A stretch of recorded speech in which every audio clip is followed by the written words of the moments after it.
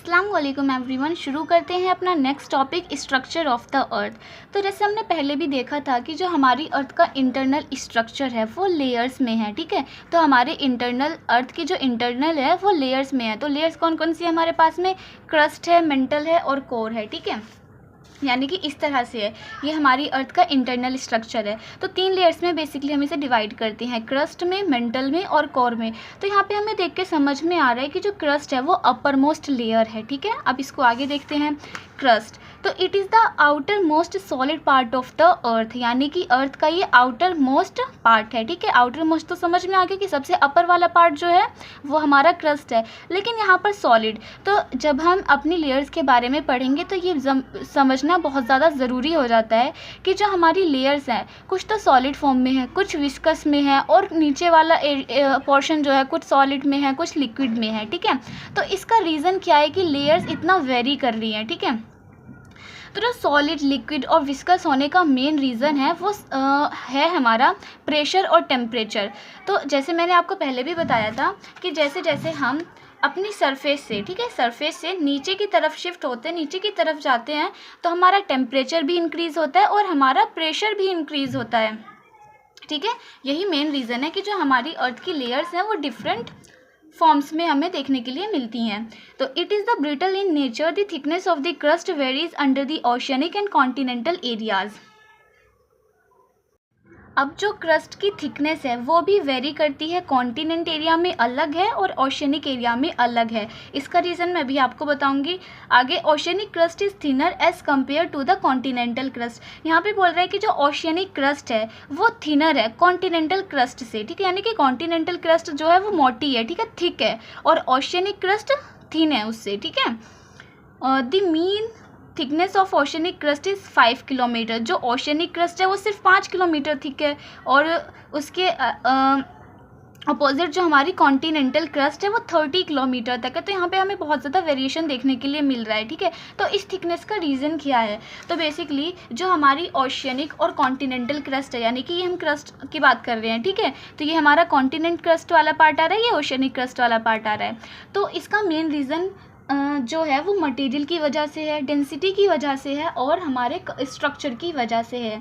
यानी कि ये जो हमारी ओशियनिक क्रस्ट है ना, इसका formation basically mid oceanic ridge में से जब मैग्मा निकलता है तो वो सॉलिडिफाई होता है और तब इसका फॉर्मेशन होता है, ठीक है।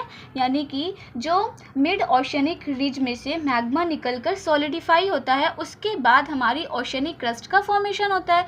अब मिड ओशियनिक रिज क्या होती है? तो मिड ओशियनिक रिज बेसिकली यानी कि जैसे हमारी दो प्लेट्स हैं, ठीक है, टेक्टोनिक प्लेट्स। अभी हम इसको आगे डिटेल में पढ़ेंगे, अभी बस देख लेते हैं। ये दो हमारे पास में टेक्टोनिक प्लेट्स हैं, तो ये जब एक दूसरे से दूर जाती हैं, ये, ठीक है, डाइवर्ज करती हैं। यानी कि ये हमारे पास में 2 प्लेट्स हैं और ये दोनों प्लेट्स एक दूसरे से दूर जा रही हैं, ठीक है, डाइवर्ज कर रही हैं।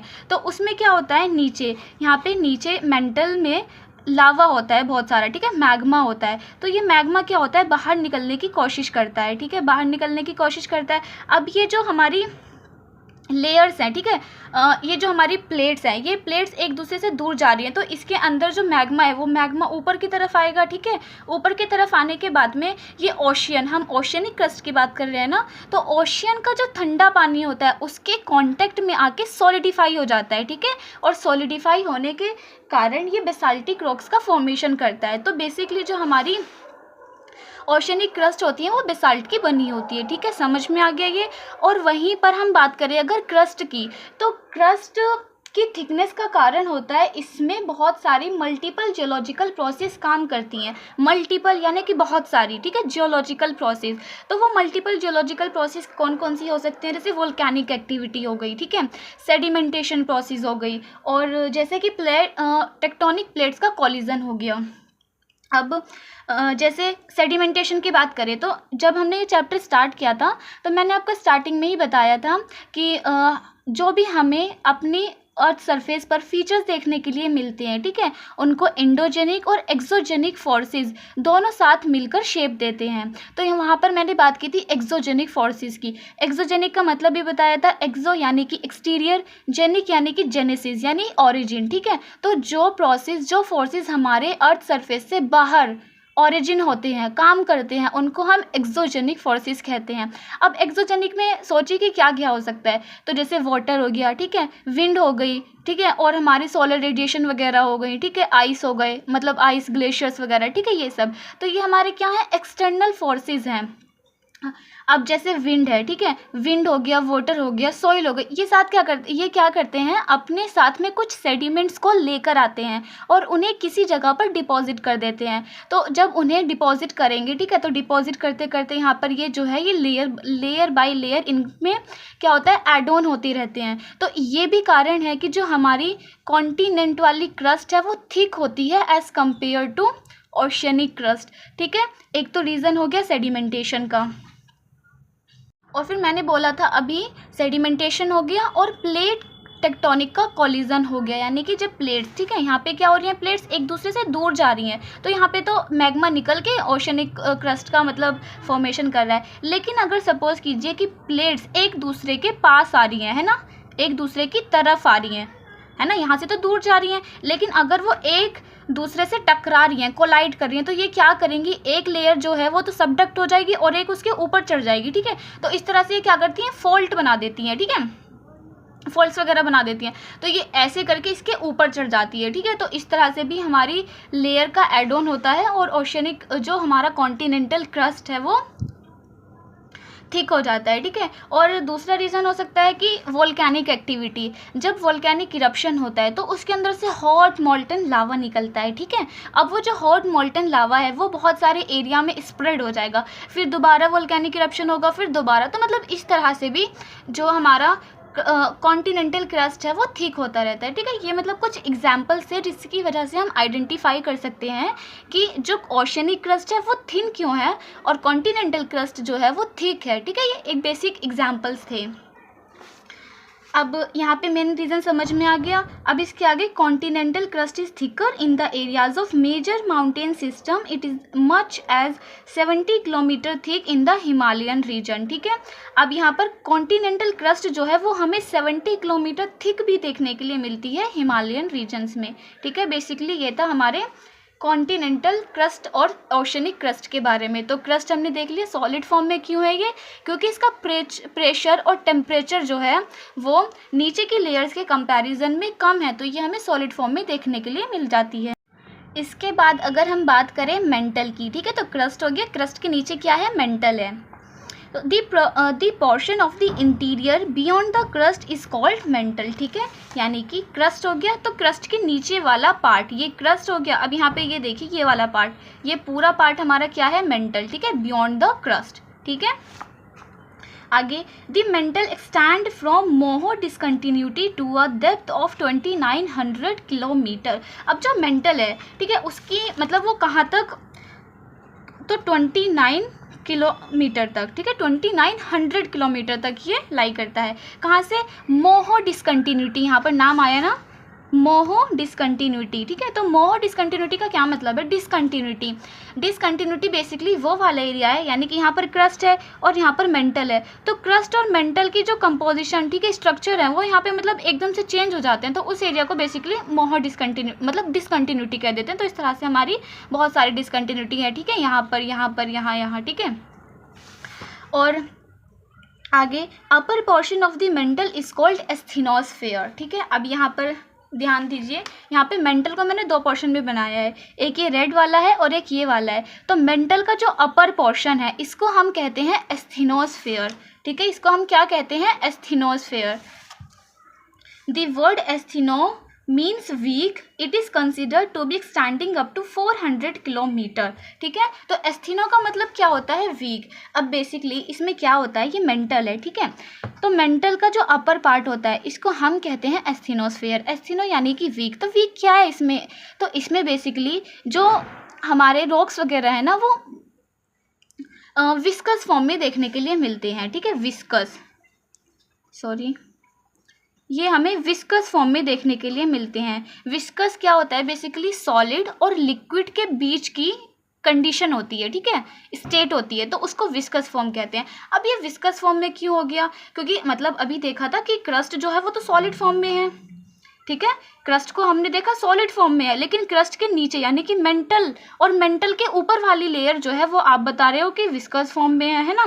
तो विस्कस फॉर्म में क्यों होता है? विस्कस फॉर्म में होने का रीज़न क्या होता है इसका? बेसिकली एक तो हो जाता है इसका टेम्परेचर और प्रेशर, जो मैंने पहले बताया, ठीक है, कि जैसे जैसे हम नीचे जा रहे हैं तो टेम्परेचर हमारा बढ़ रहा है और प्रेशर भी बढ़ रहा है, लेकिन यहाँ पे टेम्परेचर इतना ज़्यादा नहीं होता कि यहाँ के जो रॉक्स वगैरह हैं उनको बिल्कुल लिक्विड स्टेट में बना दे, ठीक है। वो थोड़े विस्कस फॉर्म में होते हैं। विस्कस फॉर्म में यानी कि जैसे प्लास्टिक टाइप, ठीक है, तो उसमें होते हैं, कंडीशन में होते हैं ये।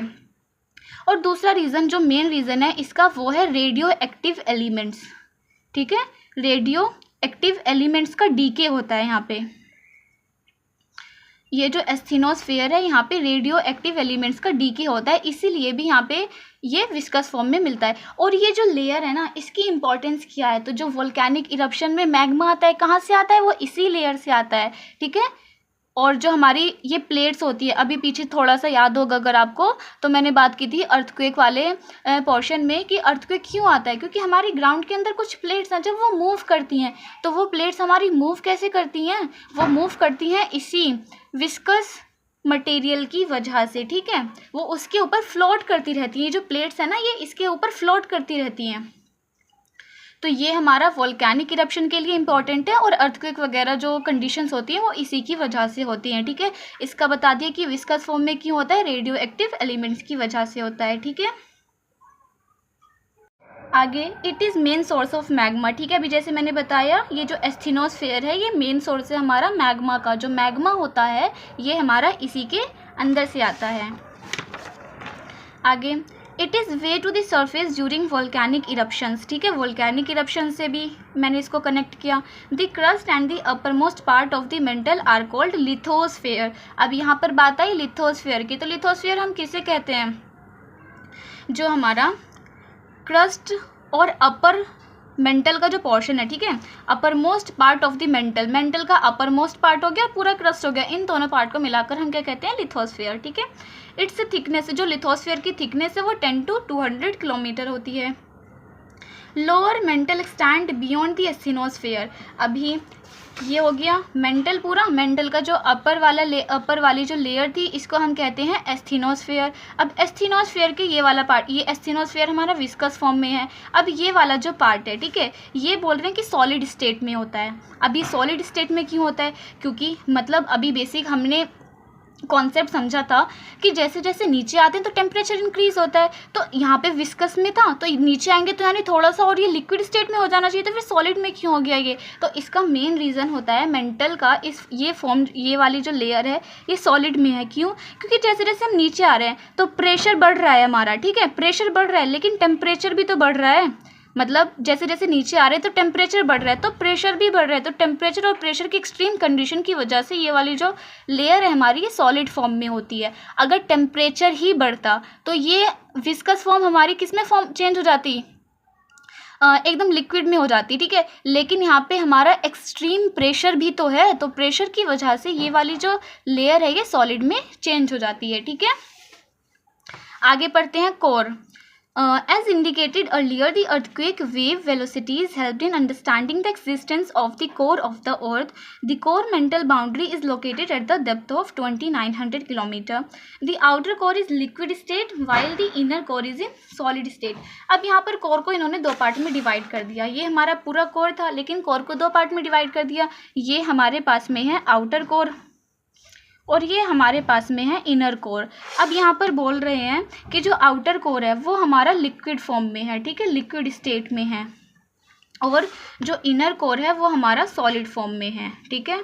आउटर कोर हमारा लिक्विड फॉर्म में है और इनर कोर हमारा सॉलिड फॉर्म में है। अब ये लिक्विड फॉर्म में हो गया, तो लिक्विड फॉर्म में होने का कारण इसका वही है कि जैसे जैसे नीचे आ रहे हैं तो हमारा जो टेम्परेचर है, ठीक है, वो बहुत ज़्यादा इंक्रीज़ हो रहा है, टेम्परेचर हमारा बढ़ रहा है। तो यहाँ पे आते आते टेम्परेचर इतना बढ़ जाता है कि यहाँ पे आउटर कोर में बेसिकली हमें आयरन देखने के लिए मिलता है और निकल, ठीक है। आयरन और निकल जो होते हैं उनको मेल्ट कर देता है टेम्परेचर बहुत ज़्यादा हाई होने की वजह से। ये आयरन और निकल जो हैं हमारे मेल्ट हो जाते हैं, ठीक है।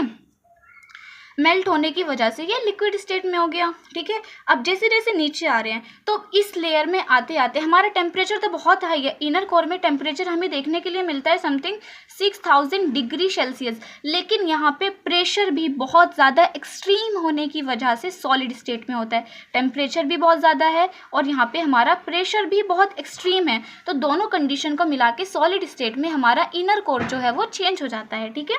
कोर में बेसिकली हमें देखने के लिए मिलता है आयरन और निकल। तो पहले अगर याद होगा आपको तो मैंने बताया था कि जो हमारी अर्थ का मैग्नेटिक फील्ड है, ठीक है, वो भी इसकी वजह से ही होता है। ये जो आयरन और निकल हैं आउटर कोर में, ये क्या है, लिक्विड फॉर्म में है, तो ये मूव करते रहते हैं, ठीक है। तो इसकी वजह से जो हमारी अर्थ का मैग्नेटिक फील्ड है वो भी क्रिएट होता है। आई होप ये आपको अच्छे से समझ में आ गया होगा, ठीक है। अब हम आगे पढ़ते हैं वोल्केनोज एंड वोल्केनिक लैंडफॉर्म्स, ठीक है।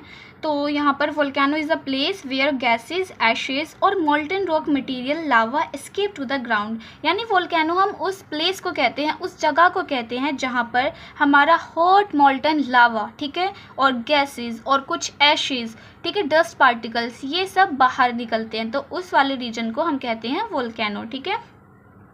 Volcano is called an active volcano if the material mentioned are being released or have been released out in the recent past। यानी कि किसी भी वोल्केनो को हम एक्टिव वोल्केनो तब कहते हैं जब उसमें से अभी रिसेंट टाइम में कुछ लावा वगैरह एस्केप हुआ हो, ठीक है। The layer below the solid crust is mental. अभी जैसे हमने देखा कि जो हमारे क्रस्ट के नीचे वाली लेयर है ना, ये क्रस्ट, तो क्रस्ट के नीचे वाली लेयर मेंटल, ठीक है, मेंटल। और मेंटल की जो अपर लेयर क्या नाम है उसका, एस्थेनोस्फेयर। तो एस्थेनोस्फेयर की वजह से ही क्या होता है, हमारे वोल्केनिक इरप्शंस होते हैं, क्योंकि यहाँ से मैग्मा ऊपर जाता है, ठीक है। तो यहाँ पे वही बोल रहे हैं कि जो layer below the solid crust is mantle, ठीक है।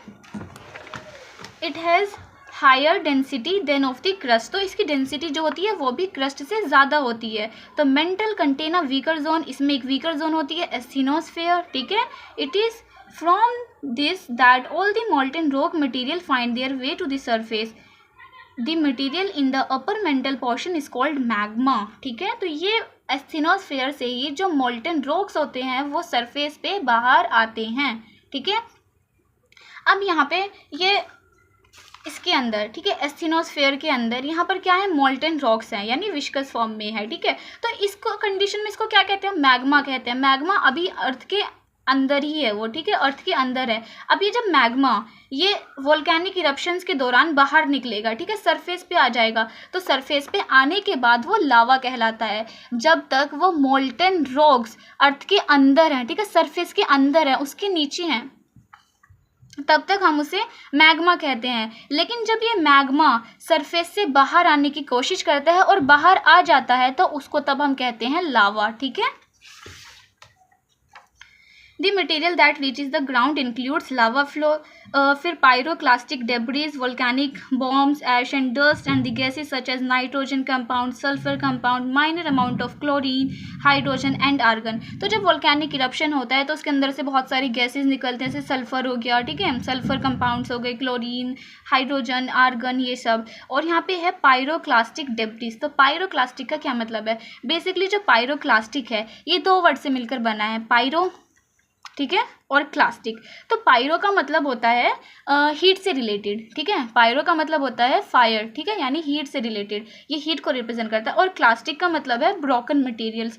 तो वो सारे ब्रोकन मटेरियल जो वोल्केनिक इरप्शंस के दौरान बाहर निकल रहे हैं, ठीक है, उसको कहते हैं पायरोक्लास्टिक डेब्रिस।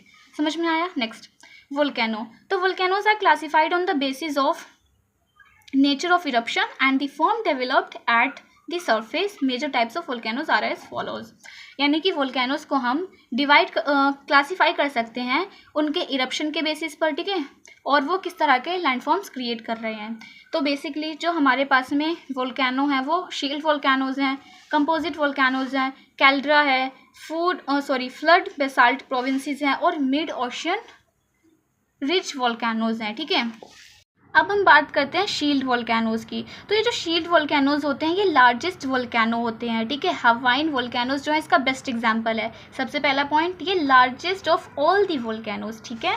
आगे, mostly made up of basalt, basalt rock के बने होते हैं। Lava that is very fluid when erupted, तो जब इसके अंदर से लावा निकलता है वो फ्लूइड स्टेट में होता है, ठीक है। फ्लूइड स्टेट में यानी कि लिक्विड जैसा होता है, ठीक है।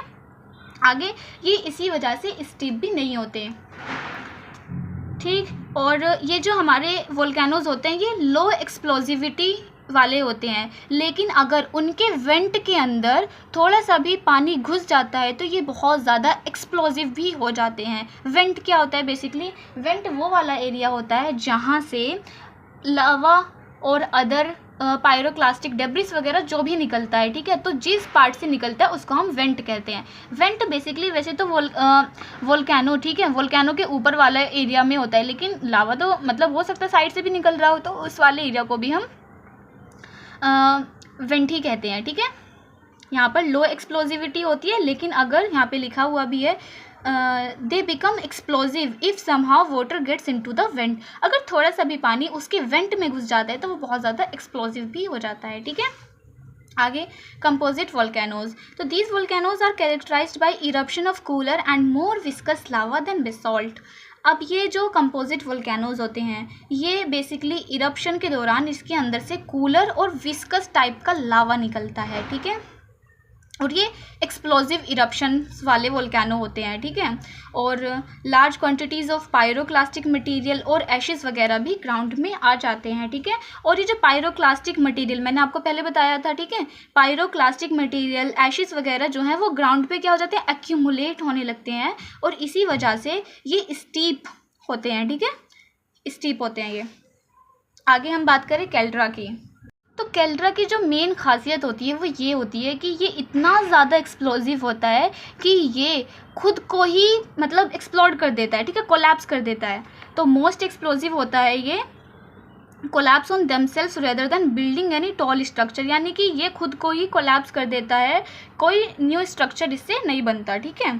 और कोलैप्स करने की वजह से एक डिप्रेशन सा क्रिएट हो जाता है, ठीक है। Collapsed depression are called caldera, ठीक है। सिंपल ये इसका मतलब यही है। कैल्डेरा की खासियत क्या होती है कि ये जब इरप्ट होता है तो इतना ज़्यादा एक्सप्लोजिव होता है ये कि खुद को ही कोलैप्स कर देता है और एक कैल्डेरा लाइक स्ट्रक्चर बन जाता है, ठीक है। फिर फ्लड बेसाल्ट प्रोविंसेस। तो फ्लड बेसाल्ट नाम से पता चल रहा है फ्लड यानी कि जो फैल जाए, ठीक है। तो these volcanoes outpour highly fluid lava that flows for long distance. तो ये जो वोल्केनोज होते हैं ये मतलब बाहर निकालते हैं हाईली फ्लूइड लावा को, ठीक है, और वो बहुत ज़्यादा दूर तक मतलब लंबे डिस्टेंस तक वो फैल जाता है, ठीक है। और जैसे ये बहुत लंबी दूरी को तय करते हैं, तो जो डेक्कन ट्रैप्स हमें देखने के लिए मिलते हैं इंडिया में वो इसी का एग्जाम्पल है, जो लगभग हज़ारों किलोमीटर तक की दूरी को मतलब कवर कर चुके हैं, ठीक है। तो डेक्कन ट्रैप तो बेसिकली फ्लड बेसाल्ट प्रोविंसेस क्या होते हैं, इसमें ये फ्लूइड लावा को आउटपोर करते हैं जो बहुत दूरी तक फैल जाते हैं और इस तरह के स्ट्रक्चर को क्रिएट करते हैं, जैसे डेक्कन ट्रैप्स, ठीक है, और महाराष्ट्र प्लेट्यू वगैरह। अब हम बात करें मिड ओशनिक रिज वोल्केनोज की। तो ये बेसिकली ओशनिक एरियाज़ में बनते हैं, ठीक है, और मिड ओशनिक रिजेस के सिस्टम में इरप्ट होते हैं ये, ठीक है। और ये रिजेस 70,000 किलोमीटर तक स्ट्रेच हो जाती हैं। इसको मतलब बेसिकली आगे डिटेल में पढ़ेंगे, लेकिन मिड ओशन रिज वोल्केनोज जो होते हैं बेसिकली ओशनिक एरियाज़ में होते हैं, ठीक है। अब हम बात करते हैं वोल्केनिक लैंडफॉर्म्स की और इंट्रूसिव फॉर्म्स, ठीक है। तो बेसिकली जब लावा सरफेस तक नहीं पहुंचता, ठीक है, और क्रस्ट के अंदर ही कूल होना शुरू हो जाता है तो उससे इंट्रूसिव फॉर्म्स बनती हैं, ठीक है, और इसे हम क्या कहते हैं? प्लूटोनिक रॉक्स भी कहते हैं, ठीक है। और जब लावा सरफेस पे निकल जाता है, ठीक है, सरफेस से निकल आता है और वहाँ ठंडा होता है, कूल होता है, तो उसे हम कहते हैं वोल्केनिक रॉक्स, ठीक है। बेसिकली इनमें यही डिफरेंस है। तो यहाँ पे इंट्रूसिव फॉर्म्स के बारे में बताया गया है, उनको हम अच्छे से डिटेल में पढ़ेंगे। तो इंट्रूसिव फॉर्म्स का बेसिकली आपको मतलब समझ में आ गया, जब लावा सरफेस तक नहीं पहुँच पाता और क्रस्ट के अंदर ही कूल होना शुरू हो जाता है तो उनको क्या कहते हैं हम?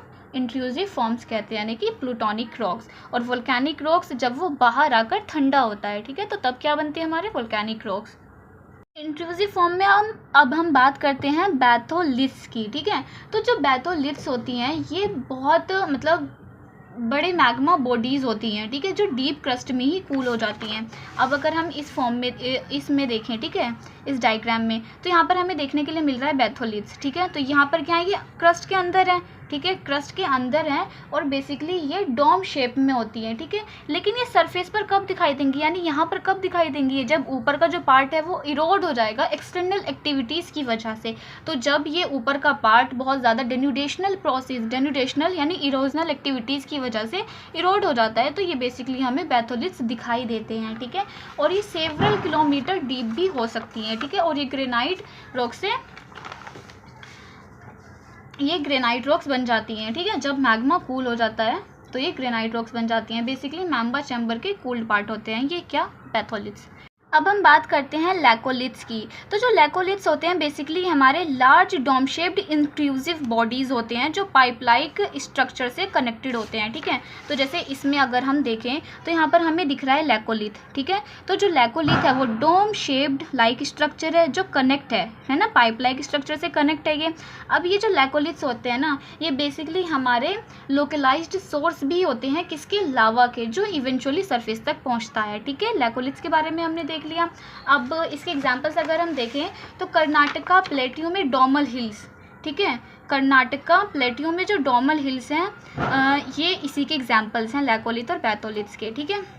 तो अब हम बात करते हैं लैपोलिथ, फैकोलिथ और सिल्स के बारे में। तो जो बेसिकली हमारे लैपोलिथ होते हैं वो हॉरिजॉन्टल डायरेक्शन में, जब लावा हमारा हॉरिजॉन्टल डायरेक्शन में जाता है तो ये एक वीक प्लेन में मिल जाता है, ठीक है। तो उससे क्या होता है, ये कनकेव सॉसर शेप्ड बॉडी बनाता है, उन्हीं को बेसिकली हम लैपोलिथ्स कहते हैं, ठीक है। और ये बेसिकली हमें बेस ऑफ सिंक्लाइन और एंटीक्लाइंस, ठीक है, सिंक्लाइंस और एंटीक्लाइंस में ही देखने के लिए मिलता है। इसके बाद अगर हम बात करें फैकोलिथ्स की, तो फैकोलिथ्स ये वेवी मास ऑफ रॉक होते हैं जो सिंक्लाइंस या एंटीक्लाइन के बेस या टॉप पर मिलते हैं। ये कर्व्ड होते हैं और मैग्मा चैम्बर के साथ कनेक्टेड भी होते हैं, ठीक है। और जो फैकोलिथ होते हैं ना वो भी बैथोलिथ बनने की प्रोसेस में ही होते हैं, यानी कि जो फैकोलिथ होते हैं ये बैथोलिथ बनने की प्रोसेस में ही होते हैं। अब हम बात करते हैं सिल्स की। तो ये हॉरिजॉन्टल बॉडीज़ होती हैं जो इंट्रूसिव रॉक से बनती हैं। ये फ्लैट और हॉरिजॉन्टल लेयर्स के बीच में होती हैं, ठीक है। अगर ये थिनर होती हैं तो इन्हें हम शीट्स कहते हैं, और अगर ये थिकर होती हैं तो हम इन्हें सिल्स कहते हैं, ठीक है। अगर थिनर होती हैं तो शीट्स कहते हैं, और अगर थिक हॉरिजॉन्टल डिपॉजिट्स होते हैं तो उन्हें हम सिल्स कहते हैं। यानी अगर यहाँ पर देखें तो सिल्स, ठीक है, सिल्स हैं और शीट्स नहीं है यहाँ पर, तो ठीक है, ये बेसिकली। अब हम बात करें डाइक्स की। तो डाइक्स लास्टली जब लावा ग्राउंड के फिशर और क्रैक्स के थ्रू फ्लो करता है और सॉलिडिफाई हो जाता है तो ये वर्टिकल वॉल लाइक स्ट्रक्चर बनाता है। ये ग्राउंड के परपेंडिकुलर होती हैं और ये कॉमनली डेक्कन ट्रैप्स जैसी प्लेसेस पर हमें देखने के लिए मिलती हैं। क्या हम डाइक्स के बारे में बात कर रहे हैं? डाइक्स का काम होता है कि वोल्केनो के इरप्शन का फीडर बनना, ठीक है। किसका? डाइक्स का। तो डाइक्स बेसिकली क्या है, ग्राउंड के परपेंडिकुलर होते हैं और एक ये वर्टिकल वॉल लाइक स्ट्रक्चर होते हैं। तो डाइक्स और सिल्स में अगर हम देखें तो जो डाइक्स हैं, डाइक्स क्या है, हमारे वर्टिकल स्ट्रक्चर्स हैं, ठीक है, और जो सिल्स होते हैं वो हमारे हॉरिजॉन्टल स्ट्रक्चर हैं। तो बेसिकली जो इनका डिफरेंस है ना, समझने के लिए बस यही है कि जो सिल्स होती हैं वो हॉरिजॉन्टल शीट्स होती हैं और जो डाइक्स वगैरह होते हैं ये हमारे वर्टिकल होते हैं, ठीक है। हमने अपना ये वाला चैप्टर कंप्लीट कर लिया है। अगर आपको वीडियो पसंद आई हो तो प्लीज़ लाइक करें, शेयर करें और कमेंट भी करें। Thank you.